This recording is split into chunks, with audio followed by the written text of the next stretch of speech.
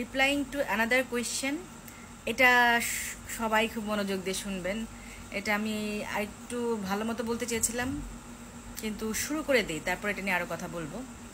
সেটা হচ্ছে যে আপু 0% শুক্রাণু থেকে কি বাচ্চা হওয়ার কোনো সম্ভাবনা আছে? এটা তো বোঝাই যাচ্ছে যে 0% শুক্রাণু থেকে বাচ্চা হওয়া তো কঠিন। এখন এই 0% শুক্রাণু আপনি কিভাবে বুঝতে পারলেন? একটা রিপোর্ট দেখে। এখন এই একটা রিপোর্ট যে কোনো কারণে বিভিন্ন রকম আসতে পারে। এই যে যেটা সমস্যাটা হয় যে সাধারণত আপনারা বীর্য দেওয়ার প্রক্রিয়াটা তো আপনার বাসায় করা সম্ভব হয় না, আপনারা করেন একটা হসপিটালে, একটা আননোন জায়গায়, একটা অপরিচিত পরিবেশে। সেক্ষেত্রে দেখা যায় অনেকেই এটা ঠিক মতো দিতে পারেন না। হ্যাঁ, দেখা যায় যে পরিমাণটা খুবই কম এসেছে বা বাইরে পড়ে গিয়েছে, দিতে হয় একটা চিকন জারে দিতে বলে, যেটার মুখটা অনেক ছোট থাকে।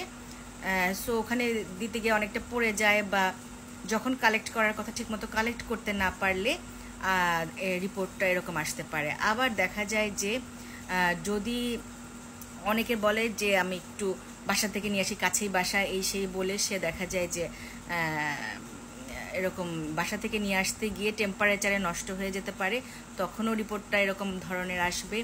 আবার যে কারো যদি জ্বর থাকে, গত কিছুদিন ধরে সে বিভিন্ন কারণে অসুস্থ থাকলো, তখনও কিন্তু এ ধরনের একটা রিপোর্ট আসতে পারে।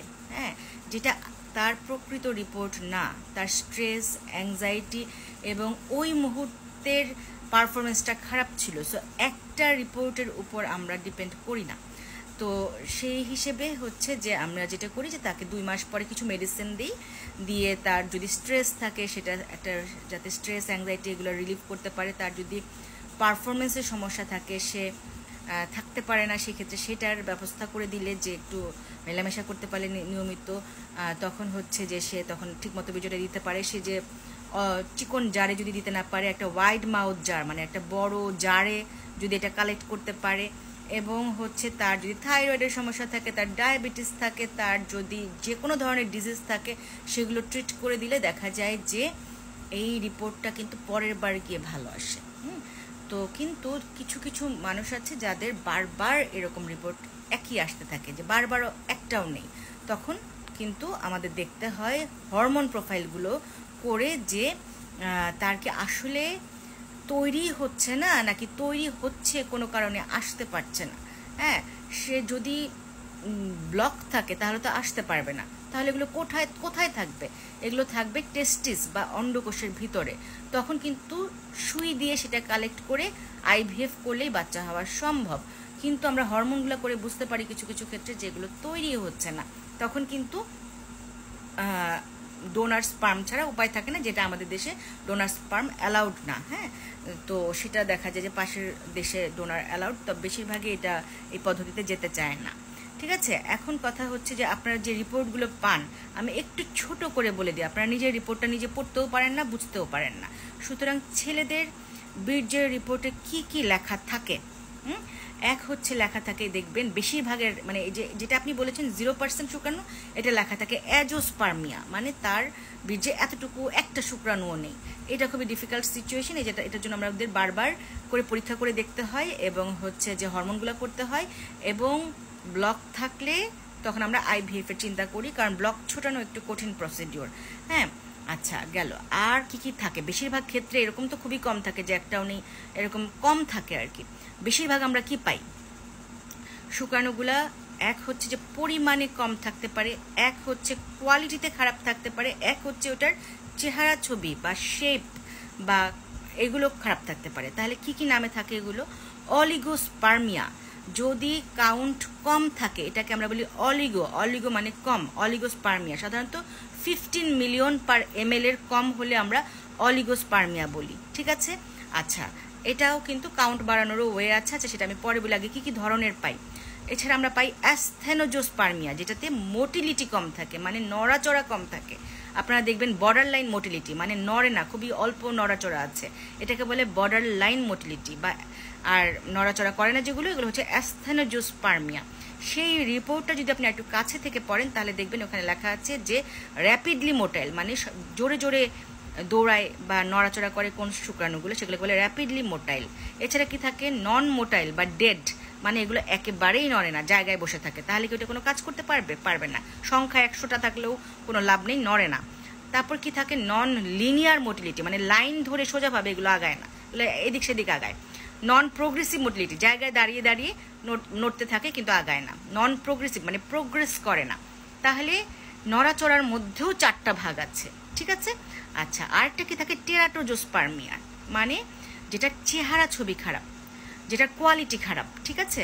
তাহলে সেগুলোর ইমপ্রুভমেন্ট করতে হবে। তাহলে এই ধরনের রিপোর্ট কেন আসে?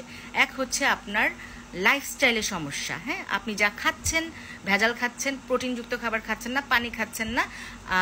আর হচ্ছে যে আপনি আরেকটা হচ্ছে যে এই যে ইনফেকশন বা বিভিন্ন ধরনের হরমোনজনিত সমস্যা বা আপনার ডায়াবেটিসের যেগুলো বললাম এগুলো। আরেকটা হতে পারে যে আপনি হট ওয়েদারে কাজ করেন, অথবা হতে পারে যে আপনি টাইট আন্ডারগার্মেন্টস ইউজ করেন, বা আপনি স্ট্রেসফুল লাইফ লিড করেন, বা একটা বড় জিনিস থাকে যৌনবাহিত রোগ, আপনারা সেফ সেক্স প্র্যাকটিস করেন না। বিশেষ করে যারা হচ্ছে যে দূরে থাকেন ওয়াইফ থেকে বা হচ্ছে বিদেশে থাকেন, দেখা যায় তাদের অনেকেরই যৌনবাহিত রোগের কারণে অবস্ট্রাকশন হয়ে যায়, পার্শিয়াল মানে ভাস ডিফারেন্স, বা আপনার মেয়েদের যেমন টিউব, ছেলেদের ভাস ডিফারেন্স, সেগুলো ব্লক হয়ে যেতে পারে, যে কারণে শুক্রাণুগুলো আসতে পারে না। তাহলে যদি আমরা এই সমস্যাগুলো সমাধান করি, তার যৌনবাহিত রোগগুলো ক্লিয়ার করে দিই, তার হরমোনগুলো ঠিকঠাক করে দিই, ডায়াবেটিসটা কন্ট্রোল করে ফেলি, খাওয়া দাওয়াটা ঠিক করে ফেলে, সে হচ্ছে একটু কাজ কমিয়ে রেগুলার লাইফে চলে আসে এবং হেলদি লাইফস্টাইল লিড করে, তাহলে ধীরে ধীরে কিন্তু এগুলো অনেকটাই ইমপ্রুভ করে। এছাড়া কিছু মুখে খাওয়ার মেডিসিন, মাইক্রোনিউট্রিয়েন্টস, এগুলো দিলেও কিন্তু অনেকটা উপকার হয়। এছাড়াও হরমোনগুলা দেখে আমরা বুঝতে পারি যে তার হাইপোগোনাডোট্রফিক হাইপোগোনাডিজম আছে, এগুলো আপনারা মেডিকেল টার্ম এগুলো বুঝবেন না। তার হরমোনগুলো যদি কম থাকে, তখন আমরা ইনজেকশন দিলেও দেখা যায় যে কিছু কিছু শুক্রাণু কিন্তু বেড়ে ওঠে, মানে পরিমাণে বাড়ে এবং কোয়ালিটিও ভালো হয়।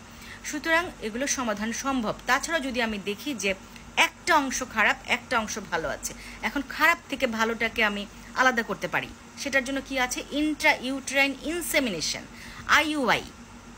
সেটা কি করি আমরা, সেটা হচ্ছে মাসিকের 2য় দিন থেকে মেয়েটার ডিমগুলোকে আমি 10ম 11তম দিন পর্যন্ত বড় করি। বড় করার পর ওই ডিমগুলোকে ভেঙে দিই। ভেঙে দেওয়ার 36 ঘন্টা পরে আমরা হচ্ছে হাজব্যান্ডটাকে বলি যে এবার আপনি পরীক্ষা করার জন্য যেভাবে বীর্য দেন সেভাবে দেন। দেওয়ার পরে আমরা 3 ঘন্টা ধরে ওটা প্রসেসিং করি। হ্যাঁ, IUI ল্যাব আছে, ল্যাবরেটরিতে আমরা হচ্ছে যে এই সেখান থেকে হচ্ছে যত লিকুইড পোর্শন, হোয়াইট পোর্শন, ভাঙাচোরা শুক্রাণুগুলো প্লাস ব্যাকটেরিয়াগুলো, এগুলো ধাপে ধাপে ধাপে ধাপে আলাদা করি। এগুলোর জন্য অনেকগুলো মেশিন লাগে, প্রসিডিউর, স্পেশাল প্রসিডিউর, 3 ঘন্টা লাগে এটা করতে। করার পর এটা আমরা ওয়াইফের জরায়ুতে, যেটা দিয়ে IUI ক্যানুলা আছে, এটা দিয়ে প্রবেশ করাই দিই। ওদিক দিয়ে আগে থেকে তো ডিমটা বড় করে নিয়ে এসেছিলাম, সো তখন দুইটা মিলিত হয়ে কিন্তু সুন্দরভাবে বাচ্চা তৈরি হয়ে যায়। কিন্তু এটারও দেখা যায় যে ফেইলিওর রেট আছে, কারণ অনেকের দেখা যায় যে ডিমটার ফোটার টাইমটা আবার শুক্রাণুটা দেওয়ার টাইমটা মেলে না, বা হচ্ছে যে শুক্রাণুটার কোয়ালিটিটা ভালো ছিল না, তখন IUI এর ক্ষেত্রে আমাদের 1 বার 2 বার 3 বার 6 বার পর্যন্ত লাগতে পারে, অনেকের একবারই হয়ে যায়। ঠিক আছে, তাহলে হচ্ছে যে পাশাপাশি আমরা কিন্তু হাজব্যান্ডকে বিভিন্ন মেডিসিন দিতে থাকি, যাতে শুক্রাণু যেগুলো খারাপ আছে এগুলো ভালো আসতে থাকে। সো আরেকটা ব্যাপার হচ্ছে যে অনেকে সেক্সুয়াল পারফরমেন্সের ব্যাপারে কথা বলেন যে আমি তো থাকতে পারছি না, বা সেক্ষেত্রে আমরা হালকা পাতলা ওষুধ দিয়ে দিই, যাতে আপনি যে সময়গুলোতে থাকার দরকার সেই সময়গুলোতে থাকতে পারেন। কিন্তু সব সময়ের জন্য কিন্তু ওইটার ডাক্তার কিন্তু আলাদা। আপাতত বীর্য ভালো করার জন্য যতটুকু থাকা লাগে অতটুকু থাকার জন্য আমরা হালকা পাতলা ওষুধ দিয়ে দিই, কিন্তু সেক্সুয়াল পারফরমেন্সের জন্য কিন্তু আপনার ডাক্তার কিন্তু আলাদা। হ্যাঁ, আমরা এই যে মেলামেশা করতে বলি 2টা পারপাসে, একটা হচ্ছে যে সে তারা থাকে তো ফর প্লেজার এবং ফর আপনার হচ্ছে বাচ্চা হওয়ার জন্য।